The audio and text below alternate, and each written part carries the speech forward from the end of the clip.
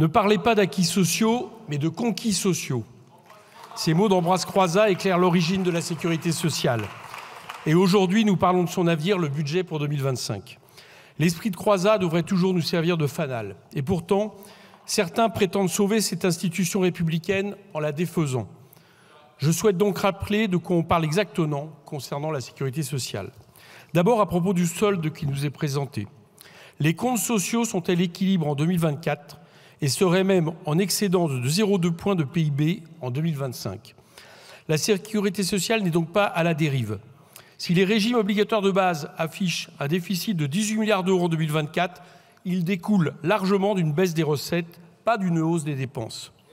Pourquoi ? Parce que l'exécutif prend le contrôle de la sécurité sociale et parce que la politique économique menée depuis 2017 ne crée pas d'emplois salariés. Je m'explique.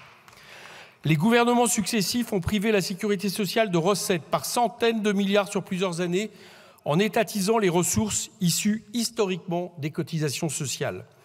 L'État baisse les ressources propres de la sécurité sociale, puis il les remplace, en partie seulement, par le produit d'impôt à la main de ce même État. Ainsi, il étatise les financements et ainsi, il prend le contrôle. Citons également les 96 milliards d'euros de dette Covid. Les aides aux entreprises et les mesures de soutien étaient une vraie nécessité.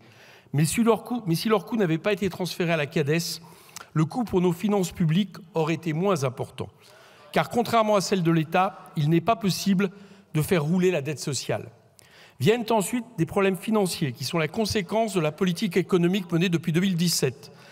Cette dépendance organisée de la sécurité sociale à la TVA nous expose à la conjoncture. Ainsi, pour 2024, les recettes de TVA affectées à la sécurité sociale devraient être inférieures de 1,5 milliard d'euros aux prévisions. Par ailleurs, un autre problème survient lorsque la politique économique menée ne permet pas de créer d'emplois salariés, ce qui réduit la masse salariale soumise aux cotisations sociales. Et les recettes des régimes obligatoires baissent encore et leur déficit se creuse. 700 000 travailleurs ubérisés pendant les années Macron, ça échappe à la sécurité sociale. Faire reposer le pouvoir d'achat sur les primes, ça échappe à la sécurité sociale. Autant de salaires qui ne seront pas socialisés et dont on ne verra pas la couleur quand on a besoin d'être pris en charge. J'espère que nous débattons des mesures d'économie qui sont annoncées dans ce budget de la Sécu et par voie réglementaire. On nous parle de désindexation des retraites, parlons plutôt de geler les pensions pour 6 mois.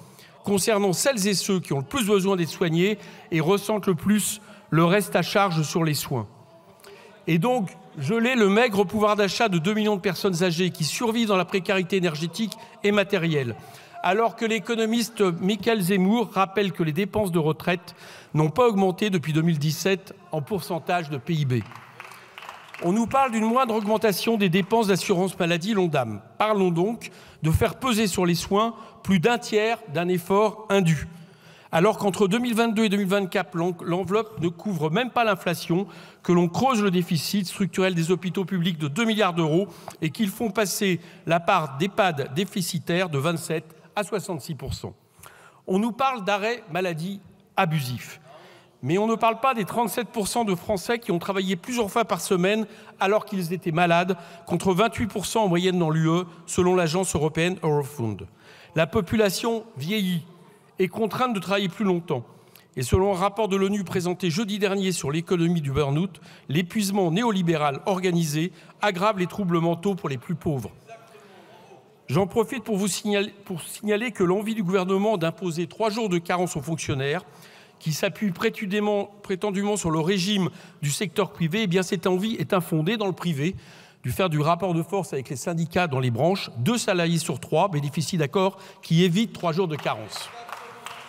On nous parle du rehaussement du ticket modérateur, mais on ne parle pas du milliard d'euros qui va être couvert par les complémentaires et plus par la sécurité sociale. Autant de dépenses de santé pour lesquelles le prix des contrats de complémentaires va augmenter et plus on est pauvre, plus ça coûte cher.